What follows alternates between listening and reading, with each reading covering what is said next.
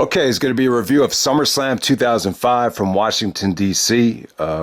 Probably the most requested SummerSlam.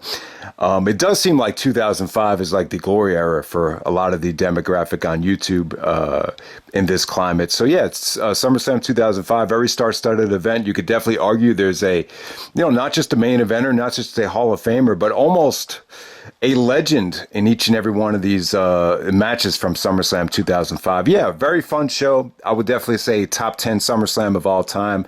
In some ways, this was kind of this is kind of like the ending of, the best period for me for wrestling. I feel like the WWE, especially with the pay-per-view parties, it was never the same after this. It was almost like pulling teeth just to get people to show up. So in some ways, it was like the last great show I think the WWE, did during that time. But obviously there was others down the road, but I'm just saying for that particular year, maybe. Yeah, man. So Washington, D.C., you definitely had a lot of interest here because of the dream match, Shawn Michaels and Hulk Hogan. You had Hulk Hogan inducted into the Hall of Fame at WrestleMania by Sylvester Stallone. I mean, what a year for Hogan. This is a great year for Hogan. This would have been just icing on the cake, and if he called it a career after 2005. But yeah, let's get right down to it. First match of the night, you got Orlando Jordan defending the United States Championship against Chris Benoit. So Orlando Jordan comes out with this new theme. The theme is funny as hell, but I like it. It's Silk the Shocker, Master P's younger brother. He always got criticized for being a terrible rapper. But I'll tell you what, he sounded good on these WWE themes. He also did MVP's theme as well. So Orlando Jordan comes out with this new theme. And the Orlando Jordan match with Benoit at the Great American Bash is very poorly received. It might have been one of the worst, probably the worst match I think Benoit ever had at a pay-per-view. Maybe the Billy Gunn match is up there as well. But yeah, it just seemed like Vince and the company kind of lost confidence in Orlando Jordan. I don't know, he was a little bit awkward. Great athlete, but some of that dancing that he was doing, even in this match, is just a little bit awkward. But I thought Orlando Jordan was actually a lot of fun, especially with him and JBL and their theatrics at ECW One Night Stand. But yeah. The backstage reports were that Vince was very angry with the Great American Bash, not just their match, but the pay-per-view as a whole. Yeah, I mean, the Great American Bash in 04 and 05, those shows just sucked for whatever the reason. They just came, they were some of the worst pay-per-views, I think, during that time. But yeah, Benoit gets a couple of German suplexes and puts Orlando Jordan in the crossface, and Benoit makes him tap out in literally like 20 seconds. So the crowd just explodes. It was just a different way to start off a SummerSlam. I don't think a lot of people expected, a squash match. It's almost like Goldberg, or almost like Benoit doing a Goldberg-like impersonation right there. And then they played off of this on SmackDown that, Benoit said he can make Orlando Jordan tap out quicker than he can make a cup of coffee, so you saw them actually play with this, into the new season of SmackDown going into the fall. So we'll move on from there. So yeah, great night for Benoit. This is the last SummerSlam Eddie Guerrero was alive for. I do remember Jericho took that picture of Benoit, Eddie, Dean Malenko, and Jericho, and from what I remember, all those guys had a great night. So. Yeah, this was still during the heyday of some of the better times in the WWE from what I remember. All right, so next up you have Matt Hardy actually taking on Edge. So the highlight here was the video package. Obviously, well documented, Matt Hardy was fired after some of the tension that was created after it was revealed that Edge and Lita had formed somewhat of a relationship while Lita was getting knee surgery. So they brought back Matt Hardy in the summer of 2005. Matt had a wild summer. If you go back to ECW One Night Stand, where, Matt Hardy almost stole the show because of all the "We Want Matt" chants. Then you go to Ring of Honor. They have Ring of Honor shows with, Matt Hardy being promoted on the cover. And eventually he showed up on Raw attacking Edge. So yeah, the feud definitely had a lot of animosity. There was also that great bite this on WWE.com where, Edge and Matt Hardy, literally went at it, which felt like a non-kayfabe promo. But yeah, the feud just had a lot of tension. Looking back on it, I felt like the video package and this match really benefited Edge more than anybody. Like you could definitely see Vince like having orgasms at some of the facial expressions that Edge was making. Just kind of mocking Matt Hardy. Some of the promos Edge cut on Matt were just great. So the feud was definitely more beneficial to Edge. And when I look back at this match, I think Matt Hardy really needed the victory here. This is another match on the show. There's a couple matches on this show that are just really tough to rate.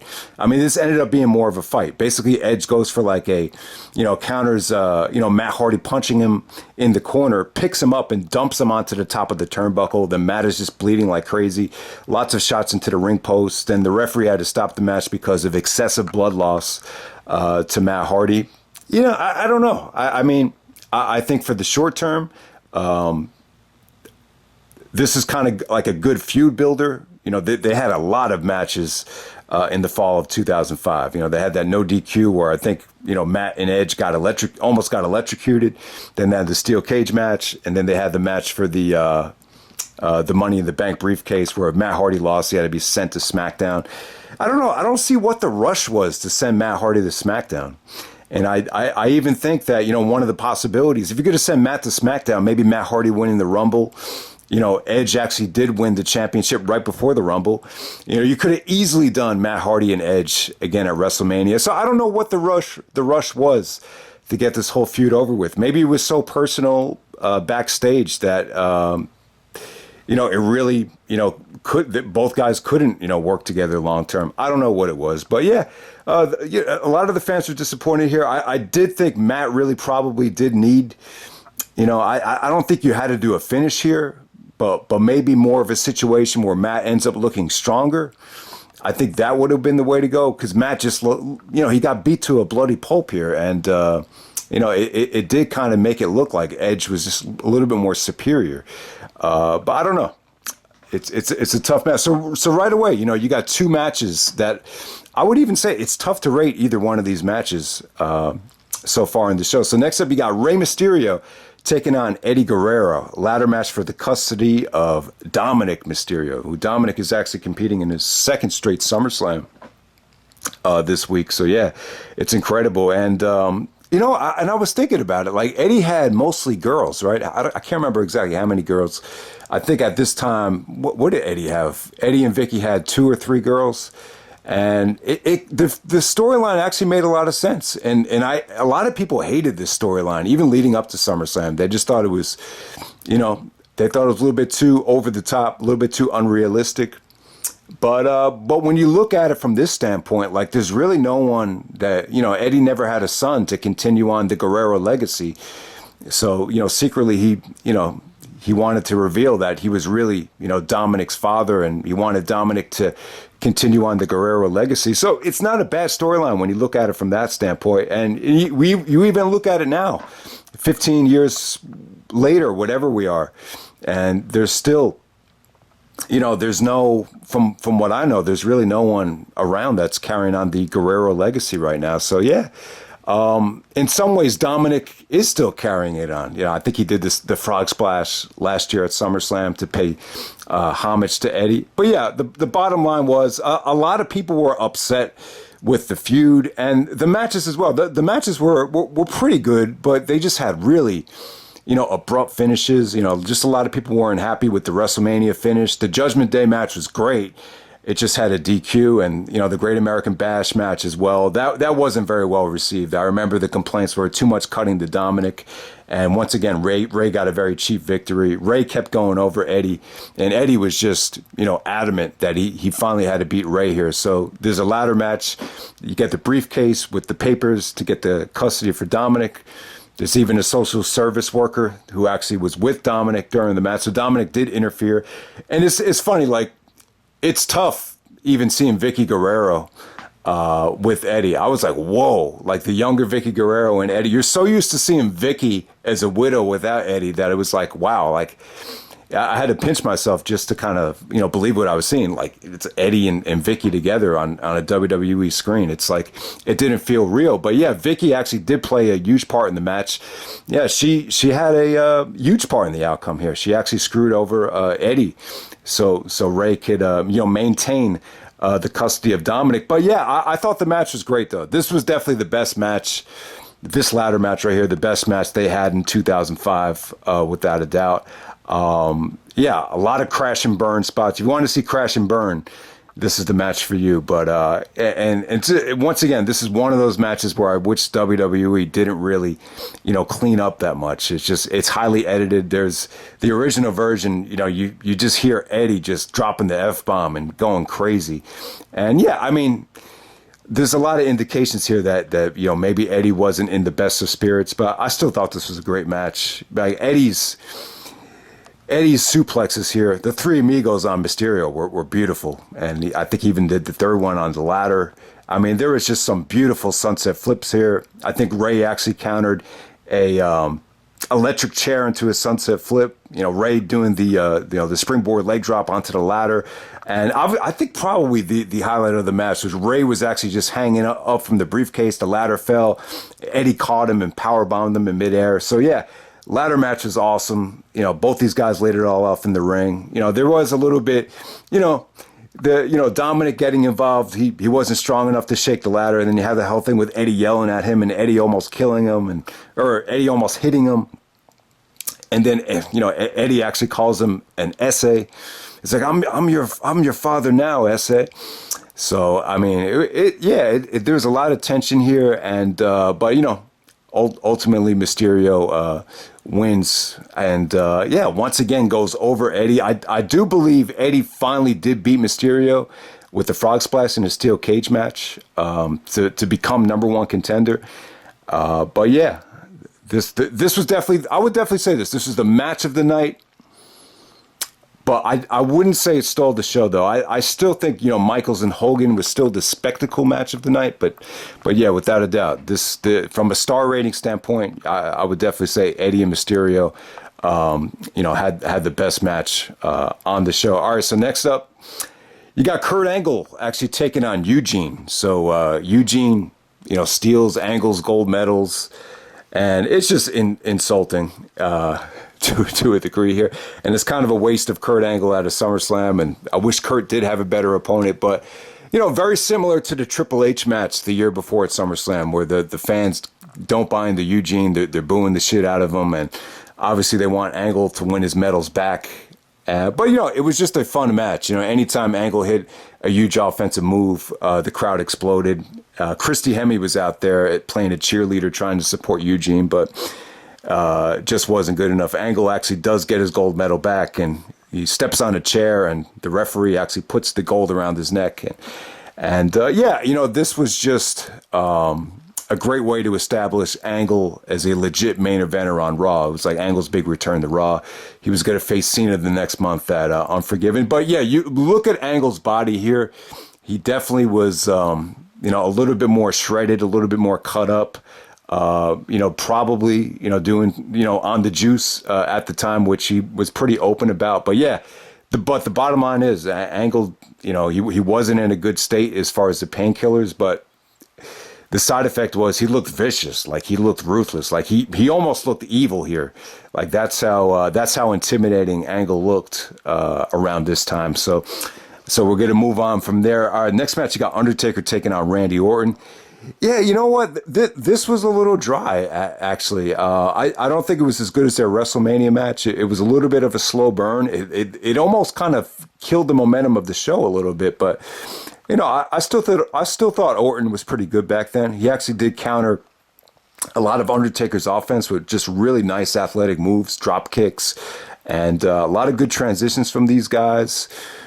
I'm trying to think of what really stood out here. Yeah, I mean, it didn't have the over-the-top, counters and finishers that the WrestleMania match had. Yeah, I mean, just pretty good, solid stuff, for a while it lasted. I thought Orton definitely did look good here. But all of this, just kind of a weird ending. Cowboy Bob Orton is actually dressed up. I don't know. He looks like he's dressed up like a scarecrow or something, or some I don't know. I don't know what he was going for. So he had all this, all these different masks on that had to be peeled off. But ultimately, distracts Undertaker, and Orton's playing possum, hits Taker with the RKO. So the match ends with Randy and his father celebrating after beating the Undertaker, and Cowboy Bob Orton will play a huge role in the rest of the Undertaker feud. I believe they actually had a handicap match. It was like a handicap casket match at No Mercy. I think Cowboy Bob Orton was also involved in the Hell in a Cell. So yeah, the Taker and Orton shit, it really dragged out until the rest of 2005. They had a couple more pay-per-view matches. It ended in the Hell in a Cell at Armageddon. But yeah, I would definitely say the SummerSlam match, I'm not going to say it was the weakest out of the feud, but yeah, definitely not as good as the WrestleMania match, but still pretty good. I would definitely say higher than 3. But I think anything over 3.5 is extremely pushing it, if that makes any sense. All right, so next up, you got Chris Jericho challenging John Cena for the WWE Championship. So yeah, this had a massive build-up. So Jericho was actually doing the highlight reel when Cena was drafted to Raw. And yeah, I mean, it sounds kind of silly now, but when Cena was drafted to Raw, like everybody exploded. Like, it was just, the rosters were so set and so well defined that the thought of Cena to the Raw was just it's just something that really people didn't think about. But be careful what you wish for. Cena became the poster boy for Raw for a very long time after this. But yeah, Jericho decided that he did not want to sign a new contract. He was definitely burned out. He had some kind of nagging injuries, nothing serious. And, Jericho definitely, from a motivation standpoint, wasn't really at the top of his game from a conditioning standpoint either. But, yeah, I thought Jericho did a good job of playing a heel and kind of an abrupt heel turn, a temporary heel turn, to put Cena over at SummerSlam. There was a huge... They did a lot of creative things that they didn't really capture in the video package. I do remember they had like a Fozzy... kind of a Fozzy versus like battle rap type of thing going on. And Eric Bischoff, called Cena white trash, didn't want Cena to become, stay WWE champion. And, Eric Bischoff and Jericho, who used to hate each other in WCW, kind of formed this bond to, get the title off of Cena. So that was definitely interesting. This was definitely a refreshing match. It was great to see Jericho back in the WWE Championship picture after, Triple H had been, dominating it for years. And yeah, I thought it was a fun match. But you could definitely tell that Cena was definitely being watered down, leading up to SummerSlam. A lot of the fans definitely did turn on him. And by the way, you could see PS Power. You remember PS Power from YouTube? The WWE sucks. That guy, he was actually, at ringside here. He was probably the most anti-Cena guy I ever remember on YouTube. But yeah, the match is a lot of fun. This is the first time where you had Cena sucks and let's go Cena, let's go Jericho, let's go Cena chants. And they did boo a lot of Cena's offense. And yeah, just really fluid, really fun. It didn't get like that much time, but the crowd reaction here is what made it work. And Jericho just did a beautiful counter to the five knuckle shuffle with the walls of Jericho, and tons of really innovative counters to the attitude adjustment. And Cena, Cena at this time, I think his mobility got a lot better. Like if you look at 2007 Cena, I just think he was a little bit more mobile as time went on. But this version of Cena, he could still have really good matches with good opponents, like Angle at No Mercy, or even here Jericho at SummerSlam. You could still carry Cena to a fun and good match, but I don't think Cena was anywhere near, 2007 Cena or 2011 Cena, quite yet. But yeah. The match was definitely a lot of fun, but it was one of those matches where it was very predictable, but it was so predictable that it almost made you want to turn against Cena. So I think a lot of people had that mindset. But yeah, Jericho ended up getting fired the next night by Bischoff. Bischoff just kind of, was fed up after the 2 consecutive losses to Cena. And that was it for Jericho. You did not see Jericho until November of 2007, as he got a very well-deserved vacation from WWE, which really did rejuvenate Jericho. And I'm glad he took those 2 years off. Like we were talking about Angle in SummerSlam 2003. I think it would have benefited Angle to take that whole year off after WrestleMania 19. And you look at it here, I think without a doubt, it definitely did benefit Jericho long term to take, those 2 years off. So we go from Batista defending the World Heavyweight Championship against JBL. So this is a rematch of the Great American Bash, which ended in a DQ, which was another really awful main event right there with Batista and JBL. All right, so what I remember about this, there was actually a press conference, and normally I would assume that, this is kind of like going against the code of honor. I remember there was a press conference before SummerSlam, and Batista, just kind of, took the microphone and put the challenge out to Brock. Because at the time, Brock was thinking about coming back. He even said, he met with Vince. I remember there was pictures of Brock at the headquarters, and he said he needed to put his working boots back on. But for whatever reason, he wasn't happy with the deal, and he turned it down at the last second. But there's a lot of people that thought Brock would come back for SummerSlam, but it did not happen. But Batista actually did kind of put the word out to Brock. He said, Brock Lesnar, Batista, it's a pay-per-view big money match. And then Bradshaw got upset. He just cut Batista off, and he said, well, it better be for Pride because it's not going to be for the title. But yeah, I mean, that's kind of disrespectful. Like, I would assume, like, if you're trying to sell a pay-per-view with your opponent, like, all the focus should be on the next pay-per-view, not some, big money match down the road, which you don't even know if it's going to happen or not. But yeah, it almost seemed like there was a legit hatred between Batista and JBL.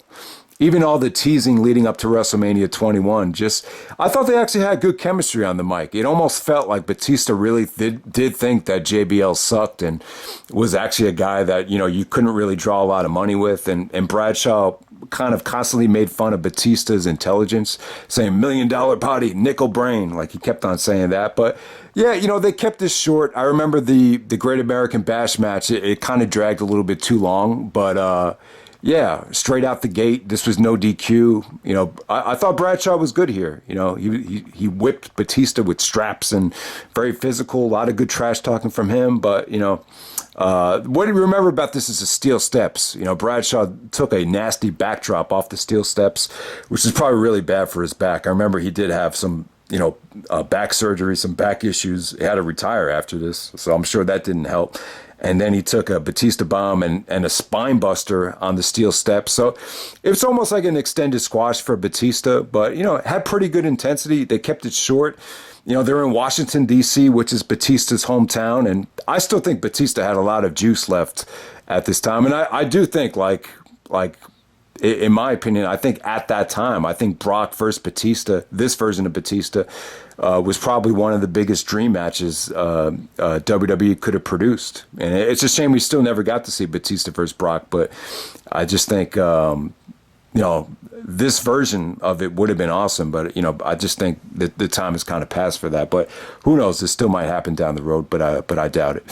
All right, and then the main event, you got Shawn Michaels actually taking on Hulk Hogan for the first time ever. So yeah, man, this was really, this was just a magical year for Hogan, with Stallone inducting him into the Hall of Fame, and he got an overwhelming response at the Hall of Fame, and it almost seemed like HBK was, it almost seemed like he was very respectful of Hogan at first, and I do think they were pretty much on good terms, but it almost seemed like the office and backstage officials, whether it be Vince or whatever, kind of pressured Shawn into turning heel, and I don't think he wanted to do it, because I just feel like Shawn, especially after the '97 heel turn, like he kind of developed this heel character where he had to kind of tell it like it is in order for it to work.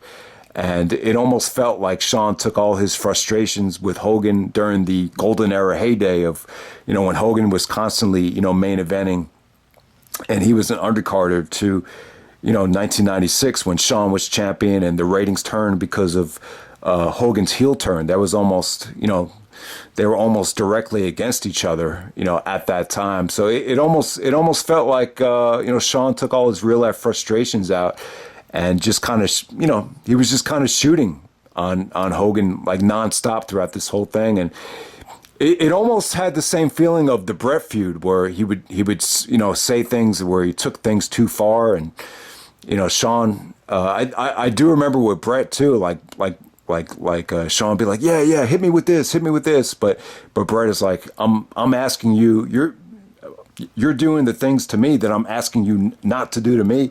So you had that whole thing to think about, where maybe Shawn was taking things a little bit too far in terms of the real life thing. He basically did make reference to I'm not afraid of you here, I'm not afraid of you back there. There's nothing about your life that I desire. Kind of a reference to the Hogan Knows Best thing, and yeah, I mean, I don't know. It does seem like Hogan, based on everything that came out, it seemed like Hogan was a little bit tough to work with. But when it comes down to it, though, and this might be the reason why Austin Hogan never happened. It's like I don't think they ever kind of were on the same page about what is this finish going to be, or who's going over. I remember rumors that there was supposed to be a rematch, but because of the way, because of the friction that was created over the storyline and the feud, Hogan decided, not to be willing to do the rematch. I guess we're going to do like a steel cage match at Unforgiven or whatever. But yeah, I mean, yeah, it's. I'll just say this: I've never seen. It is great acting from Michaels. Like they both came across like, they really liked each other, and they were on great terms, and the turn was just really well done, and all of a sudden it was just something that just got so personal that and it felt real, though. Like a lot of these, the video package doesn't really capture how personal like some of these Michaels promos were on Hogan. If you haven't seen it yet, definitely watch the Go Home show, where I think Jerry Lawler conducted a like a Go Home promo between both guys. Like Shawn really, there's a lot of digs in that promo. Also, there's obviously the Larry King thing. Shawn probably went a little bit over the top with that. The Montreal stuff was great, but to me, that was more about Bret than Hogan. But yeah, there was just a lot of personal jabs in this whole thing. But yeah, the match as a whole, I'll say from Hogan's standpoint, I thought it was great. It's kind of icing on the cake. You get inducted into the Hall of Fame. You're main eventing SummerSlam. You're going out with a bang. You're having one of the best matches of your career. This is Hogan's return to SummerSlam. I think his first SummerSlam since '91. The match made in hell. Yeah, but I mean, I thought Michaels was great here. Michaels actually 40 here. You almost forget that he was that old. But yeah, his selling for Hogan, he really made Hogan look good. And when you just consider where Hogan was, the match is just a lot of fun, and it's good when you consider, Hogan's age. I'll just say that. I mean, the guy had to be what? He had to be, approaching 60 years old, and he was still able to go out there. And, it wasn't a great match, but it was a great spectacle. It just featured a lot of fun things.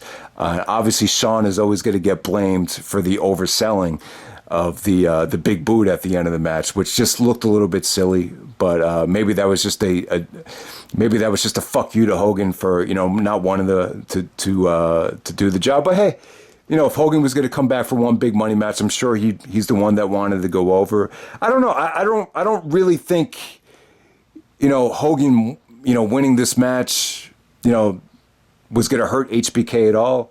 I don't think it really mattered either way, to be completely honest with you. But yeah, the match was definitely a lot of fun. Shawn was great, in this role. It was cool to see him play a heel again. But you kind of understand why, maybe Shawn, was very hesitant about, staying a heel. He turned babyface right after this, and you almost have to say to yourself, maybe Shawn, I think a lot of it had to do with religion and not wanting to push the envelope, but maybe he just couldn't stay a heel without offending his opponents. That's definitely something to think of. But yeah, from an athletic standpoint, I thought Shawn was great. I pretty much agree with Jericho. It's not one of Shawn's best matches, but it's one of Hogan's best matches, and it's a spectacle of a match. It was a dream match that I felt like did deliver in a lot of ways. Did it surpass Hogan versus Rock? I don't know. In some ways, I would say both of them are kind of on the same level. They're very different matches. They both have great crowds, but this was more of a this is more bloody than that WrestleMania match with Rock. But yeah, it was definitely a lot of fun. I do feel like Eddie and Rey Mysterio was the best match of the night, but still, I think when you think of SummerSlam 2005, I still think the lasting memory is, pretty much more so the Shawn Michaels promos leading up to SummerSlam on Hogan. I just felt like they were just so unique. And, like Foley said, Foley actually had a comment on the Stone Cold podcast that, Shawn's the one that kind of, made him see the value of the temporary heel turn. And to me, more than anything, that's what really stands out about this SummerSlam, more so than any of the matches. But yeah, I mean, I'll still say Hogan and Michaels stole the show from a spectacle standpoint. But yeah, this is a fun SummerSlam. There's a lot of matches, though, that are tough to rate. Like, Benoit, Orlando Jordan's tough to rate. The Edge and Matt Hardy stuff is tough to rate. The Angle Eugene stuff is kind of tough to rate. But other than that, man, the show is just a lot of fun. I think it screams fun. I even remember some of the fans that weren't even that into wrestling thought, this was a good one. This was a good show. So, yeah, that's SummerSlam 2005. Hope you guys enjoyed the video, and I'm out. All right.